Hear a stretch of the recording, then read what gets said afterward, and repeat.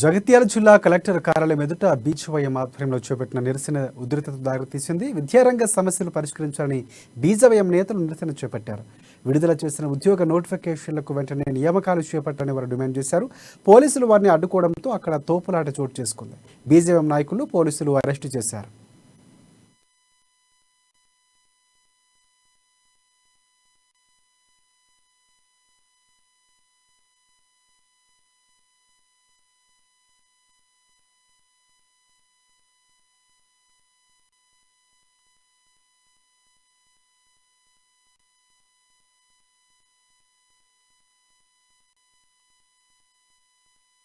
ఈ 10 ఏళ్ల పాలన ఈ రాష్ట్రం అభివృద్ధి చెందింది ఏంటంటే కేసీఆర్ కుటుంబం అభివృద్ధి చెందింది. ఈ రాష్ట్రంలో ఉన్నటువంటి కేసీఆర్ కుటుంబం ఈ రాష్ట్రంలో ఉన్నటువంటి నిరుద్యోగ యువతను నట్టేట ముంచి వాళ్ళ కుటుంబం మాత్రం ఫామ్ హౌజులు ప్రగతి భవన్ల వాళ్ళు గడుపున్నారు. మమ్మల్ని రోడ్డు మీద బిచ్చం ఎత్తుకునే దూర స్థితికి ఈ రోజు కేసీఆర్ ప్రభుత్వం తీసుకొచ్చింది. తెలంగాణ రాష్ట్రం ఏర్పడితే 1,00,000 ఉద్యోగాలు ఇస్తా అని చెప్పింది కేసీఆర్.